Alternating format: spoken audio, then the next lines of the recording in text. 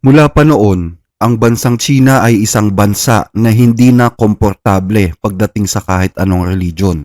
Ang gusto ng Pangulo ng China ay iisa lang ang paniniwala ng mga tao sa buong bansa, at yan ay ang komunismo. At handa ang China na gawin ang lahat. Huwag palampasin ang kahit maliit na problema, maipatupad lamang ang kagustuhan ng kanilang Pangulo. Pakiramdam kasi ng Partido Komunista, banta sa kanilang pag-iral ang anumang organisadong relihiyon.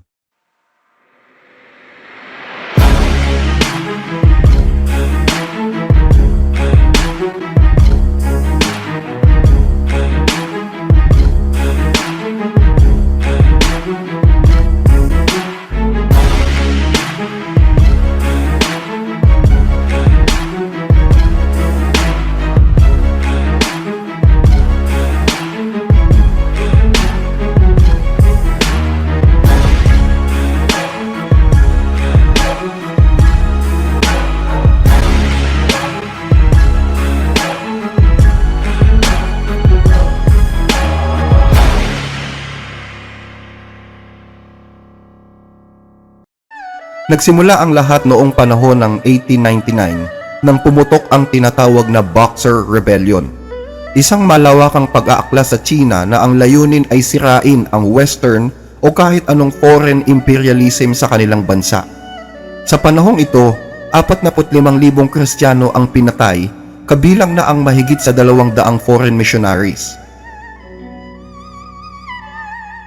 Noon namang 1917, nagsimula ang komunismo sa Russia at parang isang malaking apoy na kumalat ang ideolohiyang ito sa China. Sinundan ito ng isang madugong civil war sa pagitan ng Partido Nasyonalista at Partido Komunista hanggang sa mapasakamay ni Mao Zedong ang kapangyarihan.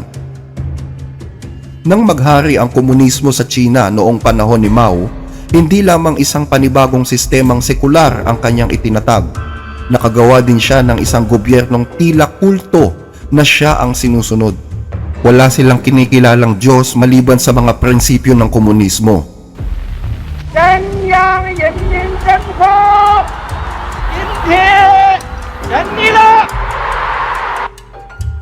Itinuro ni Mao na ang relihiyon ay mapanganib at malaking banta para sa buong bansa. Kaya para maghari ang komunismo, kailangang mamatay ang relihiyon sa China. Pero makalipas ang 50 taon, hindi napigil ng mga batas sa China ang pagkalat ng Kristyanismo.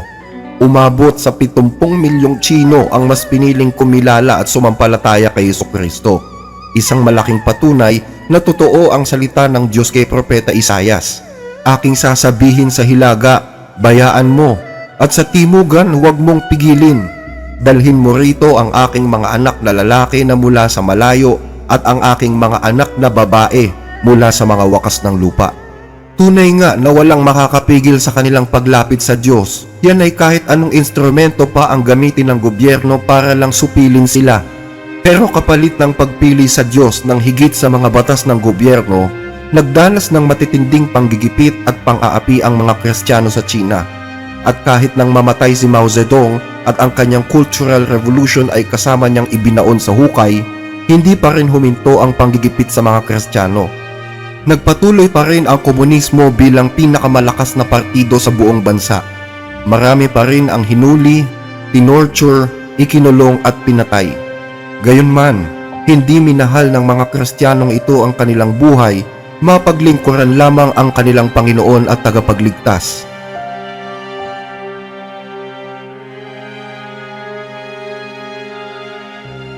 Pero kahit papano ay naging mas lantad na ang kanilang pagsamba. Hindi na sila katulad ng dati na nagtatago at mas maraming tao na ang naghanap ng tunay na Diyos matapos nilang maramdaman na niloko sila ng isang masamang lider. Nang una akong pumasok sa iglesia, naging maganda ang pakiramdam ko. Nalaman ko ang tunay na kahulugan ng buhay. Nakaramdam ako ng kapayapaan na hindi ko pa nararamdam ko noon. Kapayapaan sa Panginoon. Kaya masasabi ko ng walang alinlangan. Susunod ako sa Diyos sa lahat ng panahon sa aking buhay. Maraming beses kong pinag-isipan ito. Hanggang sa nadesisyon ako na sumunod kay Jesus. Napakasaya ko nang malaman ko ang kahulugan ng aking buhay. Kapag inisip ko ang nakaraan, natutuwa ako sapagkat hindi ako sumunod sa masamang daan. Lagi kong nararamdaman na para ako yung alibughang anak. Pero hindi ako pinabayaan ng pag-ibig ng Diyos.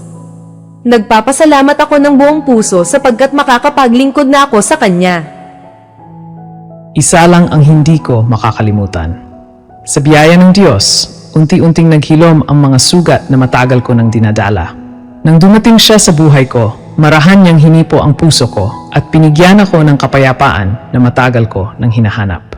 Ang kapangyarihan ng kanyang mensahe ang gumising sa akin at nagbukas ng panibagong direksyon sa buhay ko. At habang lumalalim ang pagkakilala ko sa kanya, lalo kong nararamdaman na gusto niya akong gamitin, hindi lang para baguhin ang sarili ko, kundi para maging instrumento sa pagliligtas at paggabay sa ibang tao na dumaraan sa parehong dilim na pinagdaanan ko. Maraming kabataan ng panahong yan ang mas pinili na sumali sa mga Christian gatherings at nakisali sila sa mga missionary works. Iniwan ang kanilang pamilya, edukasyon, propesyon at mga oportunidad para lamang maibahagi ang ebanghelyo sa iba't ibang panig ng China sa kabila ng mahigpit na panggigipit ng gobyerno. Kaya naman mas lalong dumami ang mga house church movement o grupo ng mga maliliit na localities na nagkakatipon lang sa mga bahay-bahay. Pero noong 1981, sinimula ng gobyerno ang tinatawag na Three Self-Church. Yan ay bilang tugon ng Communist Party sa lumalaking populasyon ng mga Kristiyano. Ang Three Self-Church ay isang umbrella ng iba't ibang protestante sa China na kontrolado ng gobyerno.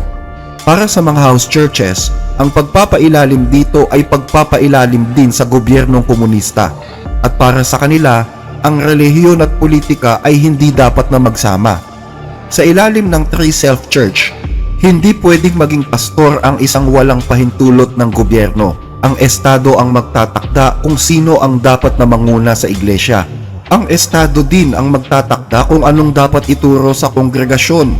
Bawal magturo ng propesiya, ikalawang pagparito ni Jesus, mga milagro, at minsan ay pati ang aklat ng Apokalipsis. Kailangang ituro ang patriotic education at loyalty sa Communist Party at awitin ang mga awit na pumupuri sa kadakilaan ng Partido Komunista. At ang church ay dapat nakasentro lamang sa lipunan at kulturang Chino. Hindi rin ang Diyos ang final authority kundi ang estado. Kailangang ikompromiso ang mga turo ng Biblia para sa mga batas ng estado.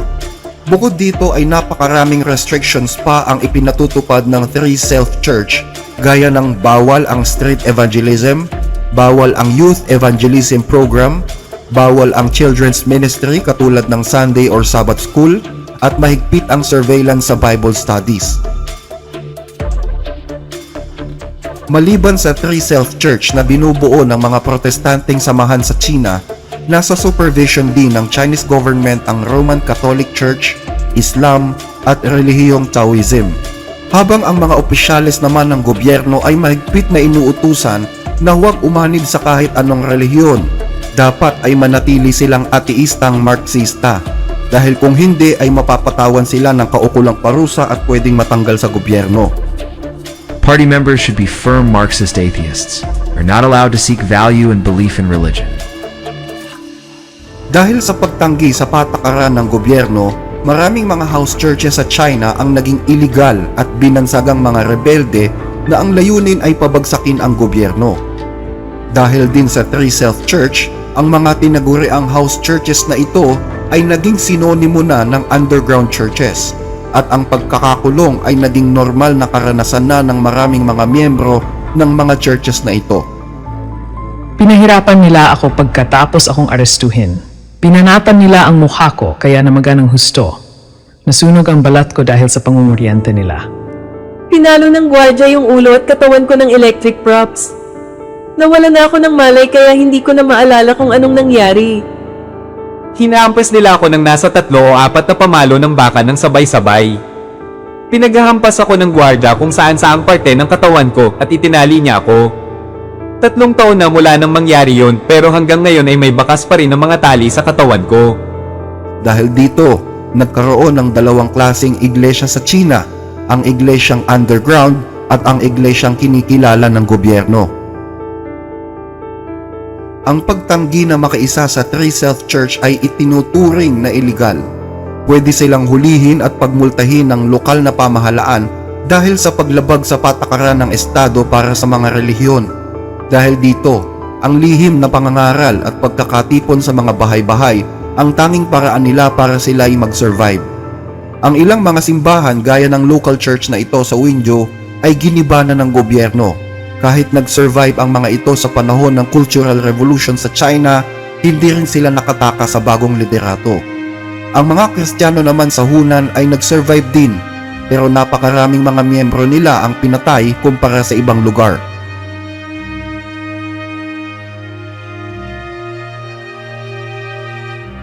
Bagaman nagkaroon ng kaunting pagluluwag ang gobyerno sa relihiyon, gaya ng pagkakaroon ng mga religious gathering ng mga dayuhan sa China, masasabing istrikto pa rin na ipinatutupad ang mga limitasyon nito. At higit sa lahat, walang karapatan ang mga unregistered or underground religion gaya ng mga house churches na i-enjoy ang mga batas na ito. Ika nga, wala silang karapatan sa batas kung hindi sila rehistrado. Ayon sa pinakabagong Rules for the Implementation of the Provisions on the Administration of Religious Activities of Foreigners in the People's Republic of China, papayagan lamang na magkaroon ng religious service ang mga dayuhan kung sila ay sakop ng mga registered churches at dapat ay sa mga limitadong lugar lamang na pinapayagan ng gobyerno. Kailangan din nilang makakuha ng permit muna bago isagawa ang pagpupulong.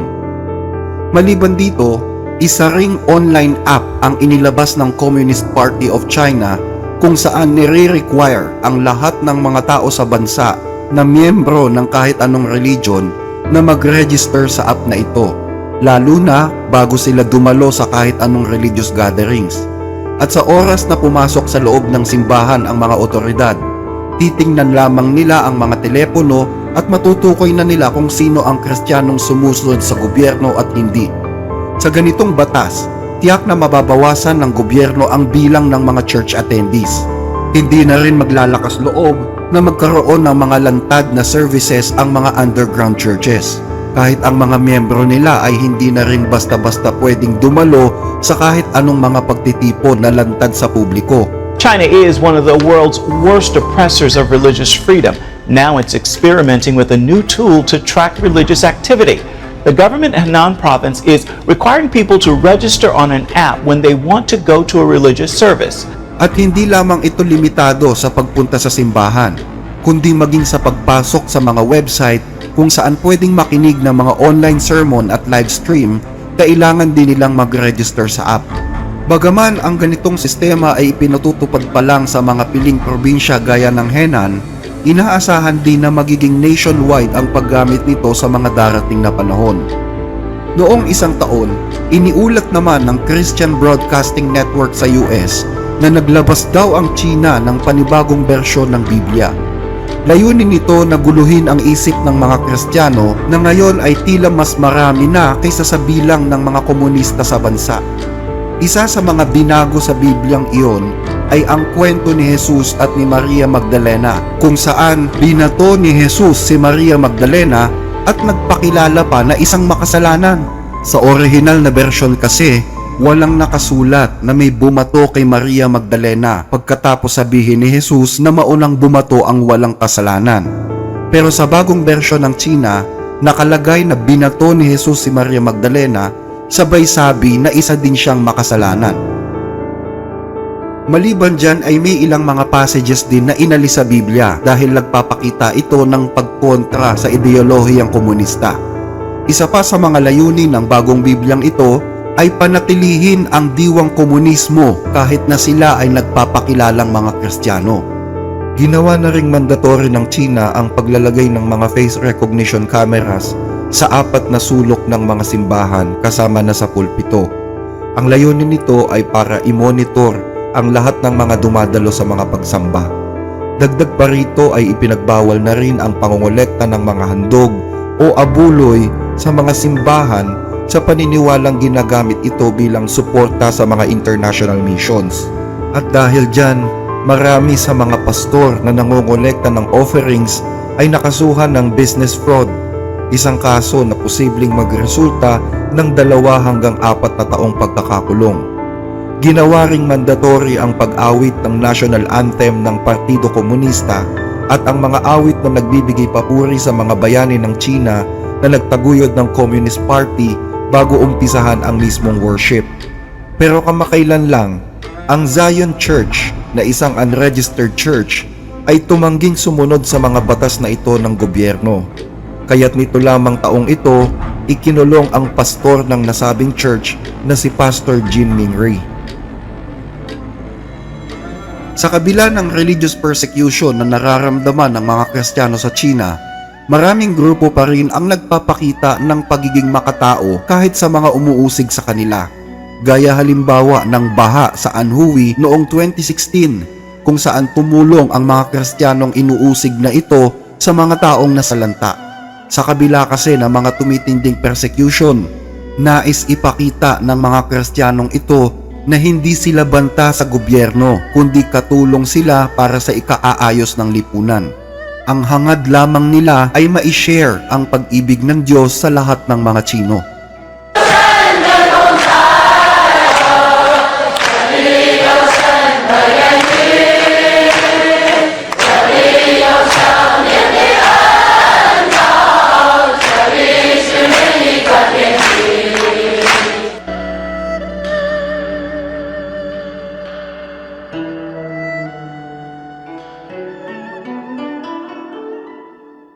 Kung nagugustuhan ninyo ang mga discussion na ito, paki-like at mag-subscribe po sa ating channel at i-click ang notification bell para lagi kayong updated. Malaking tulong po ito hindi lamang sa ating channel kundi pati sa ating mga kababayang nangangailangan na aming sinusuportahan. I-follow din po kami sa Facebook, The Blessed Reader.